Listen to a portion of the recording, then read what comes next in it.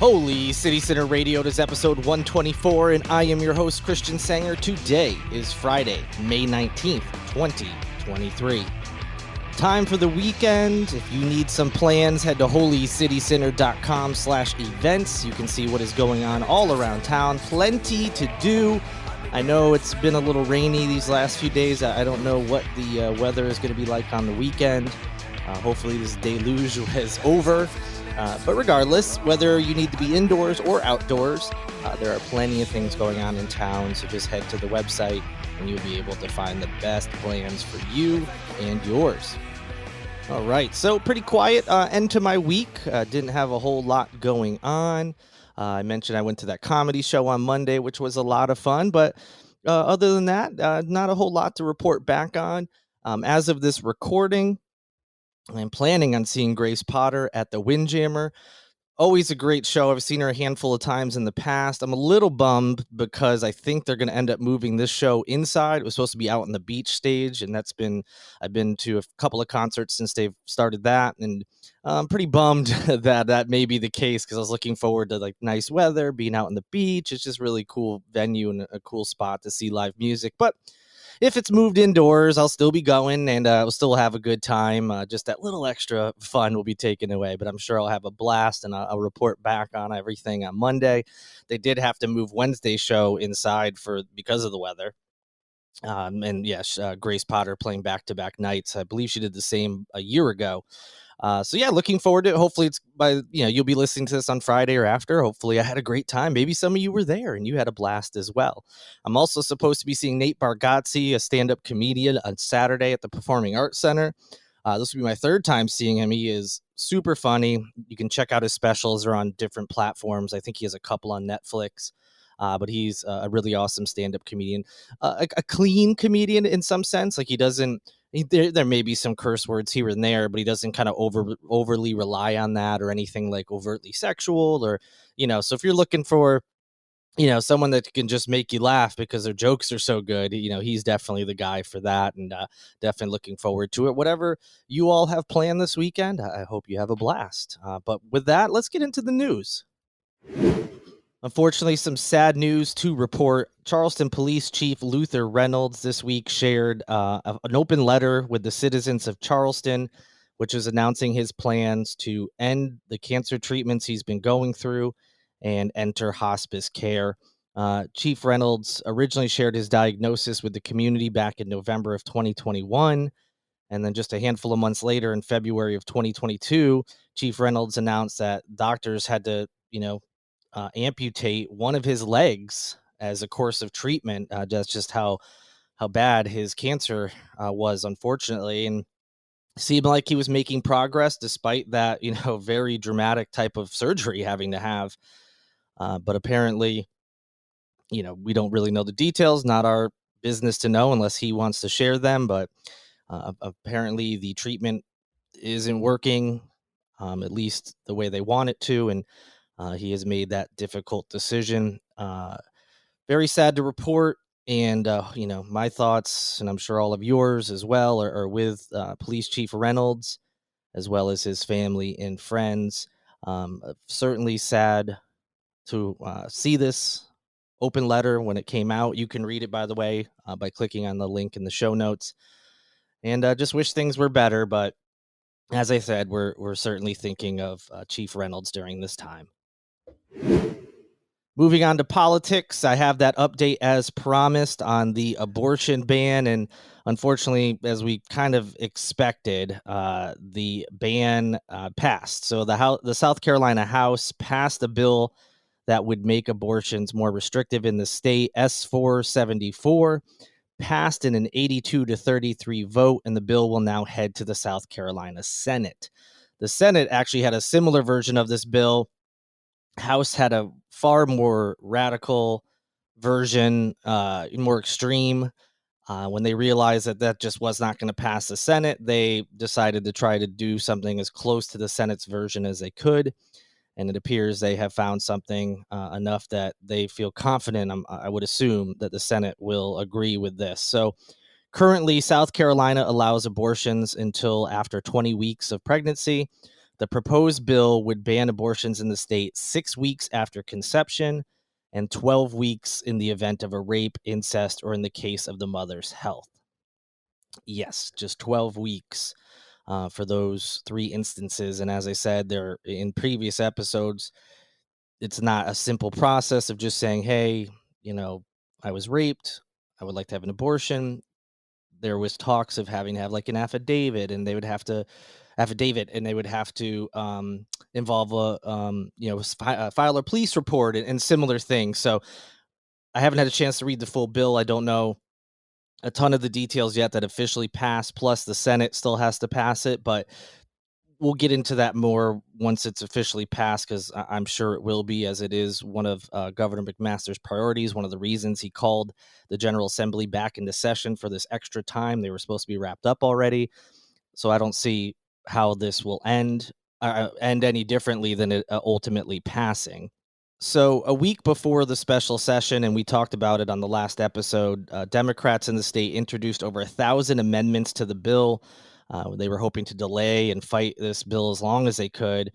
All 1,000 amendments were debated in some fashion throughout this special session. In fact, the debate lasted for over a day. When I was recording the last episode, I didn't know where things were going to stand. They went late into the night. There was some kind of computer issue that they ended up adjourning until 10 a.m. The next day. And then ultimately, after more debate, they got through all these amendments, had some more debate, and then it passed. So it was a hard fight by the South Carolina Democrats, as well as a couple of women from the Republican Party who came over to that side as well. But ultimately, the Republicans in the House just have the numbers, and they're too great of numbers to really do too much. So despite the delays, it did pass. So again, next step, going to the South Carolina Senate. I'll be sure to update you with whatever happens there. And like I said, unfortunately, it seems this will be moving to Governor McMaster's desk, and he has every intention on signing it. So almost a foregone conclusion, but I'll be sure to keep you posted. We've got an update on that horrific Folly Beach accident that happened a few weeks back. The groom who was involved in that accident has filed a wrongful death suit. So Jamie Komoroski is the person who was charged in the accident, charged with DUI as well as some other charges. And the groom, has filed a wrongful death suit against her, as well as some local businesses. So as you may remember, the man, Eric Hutchinson, was involved in this accident. He was on like a golf cart type vehicle. It wasn't quite that. With his wife, he literally became married to her just hours before in a ceremony on Folly Beach. They were driving somewhere in this, like I said, this like golf cart type vehicle with a couple other people. And then they were hit by Jamie Komoroski.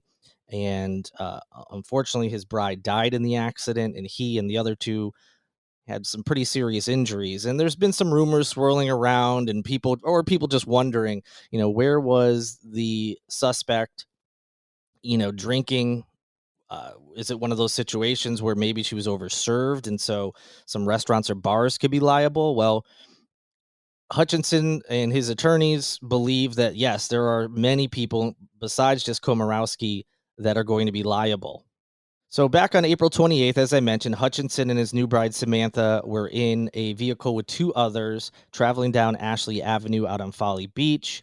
They were then hit by Komoroski's gray Toyota Camry. She was speeding. And then, as I mentioned, after refusing, to do sobriety tests and a breathalyzer, she ultimately had that blood drawn. And the results came back recently that she was 3 times over the legal limit.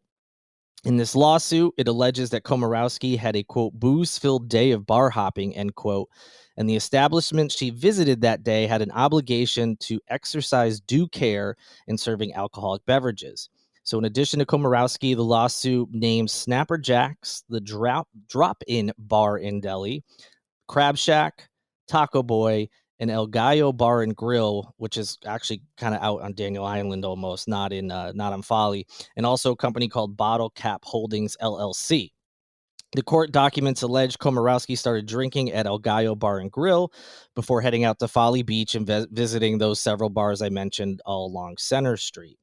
So all of those are in named in this suit.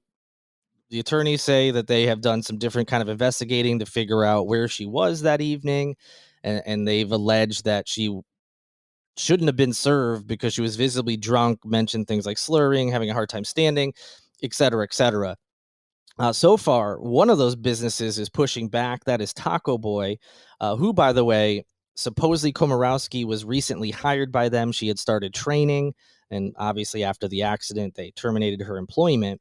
But the attorneys were alleging that she was at Taco Boy with some kind of work-related function, and that like a supervisor and coworkers were encouraging her to drink, even though she didn't really want to. And there's a bunch of allegations. You can go look in the show notes.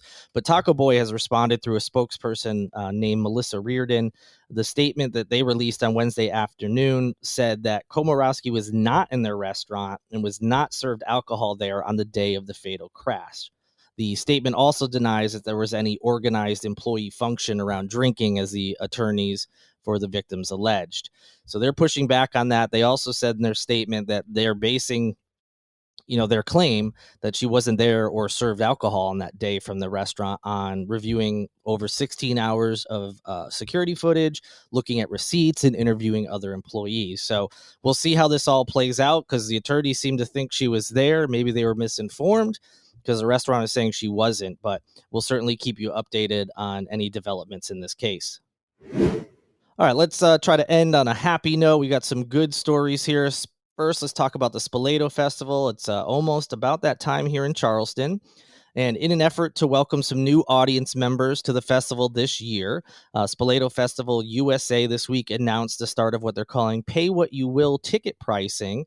This program would allow patrons to purchase tickets for a price they determine, although there is a minimum of $5 per ticket to cover fees, the festival says.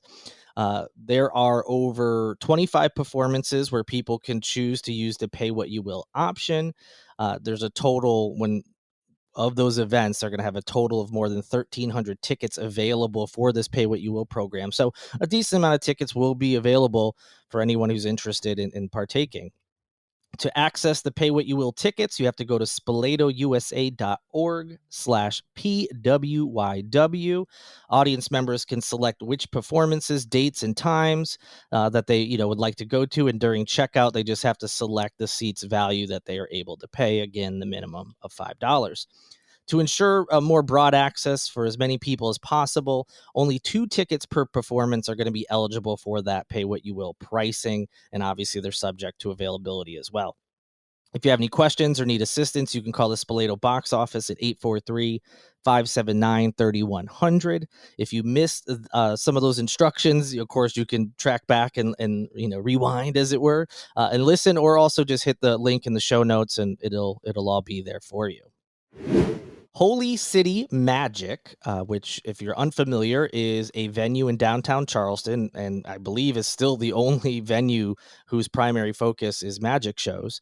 This week, announced that the 97th annual official Houdini Seance will be held on October 31st at that downtown Charleston venue. So what the hell is this about? So every Halloween, a seance has been hosted in a different city around the globe, and this year is Charleston's turn. October 31st, besides being Halloween, of course, is also the anniversary of the 1926 death of the most famous magician ever, Harry Houdini. Each year since his death, a tribute in the form of a seance has been conducted. The first 10 seances were arranged by his wife, Bess, and to test out and challenge some of the crooked mediums and psychics of the day who claim they were able to contact the dead. So kind of an interesting start. The whole idea of a seance honoring someone is interesting in and of itself. But the fact that it was also to kind of call out mediums and psychics back then is also an interesting take on it. But in any event, this seance will start with a cocktail hour. It's followed by a brief presentation about Houdini and a history of the official seance. Charleston mentalist and magician Howard Blackwell, who owns Holy City Magic, will also have a performance. There will be basically a 30-minute show from him featuring tributes to Houdini, and then that will be followed by the official seance conducted by a renowned psychic medium. Very limited number of tickets will be available to the general public, and guests who are interested in attending, besides all the show I just mentioned, they will also receive a commemorative program and a souvenir keepsake. If you're interested, tickets are available now at holycitymagic.com. Tickets start at $90 plus taxes and fees. And lastly, an event that I'm excited about, the Charleston Gilliard Center announced details for its world premiere of Finding Freedom, The Journey of Robert Smalls. This is the Performing Arts Center's first theatrical commission, and it'll be performed at the downtown Charleston venue this October. So, first of all, the story of Robert Smalls is amazing. I've talked about it on this podcast before, and this performance that they have planned for October, they say will combine music, media, and movement, and will tell the story of South Carolinian Robert Smalls, a formerly enslaved man who engineered a daring sea escape during the Civil War out on the Charleston Harbor and spent the rest of his life, including 5 terms serving in the U.S. House of Representatives, working for equality in the post-war South. Incredible story. His escape, getting out of Confederate waters and going to the Union outside of the Charleston Harbor, is an amazing story. I mean, it's the stuff of legends, and it really is a legendary story. I mean, it's incredible. But even more incredible, that story's fun and exciting and fun to tell. But as I mentioned, he did some incredible work after the war, including serving in the U.S. House of Representatives. Really amazing story, and I'm super excited to see what the Gilliard Center's commission project about his life, how it's going to turn out. I'm really excited to see it, so hoping to grab tickets. If you want to get tickets as well, they go on sale today, May 19th, Friday at 11 a.m. The shows will be on Friday, October 6th at 7:30 p.m. and Saturday, October 7th at 2 p.m. That'll do it for this edition of Holy City Center Radio. Thank you so much for listening. If you have a free moment now or this weekend, please rate and review this podcast, like it, subscribe, follow, whatever you can do on the streaming platform you are listening to this podcast on. I would really appreciate it. You can also help out by going to patreon.com/holycitycenter or going to holycitycenter.com/shop, where you can pick up some merchandise. Thank you to Lindsay Marie Collins of LMC Sound System for producing each and every episode of this podcast, as well as Tyler Boone, whose music you hear in each and every episode as well. Looking forward to the weekend. I hope you all have a great time. Stay safe and have fun. I'll talk to you all again on Monday. So until then, good night and good luck.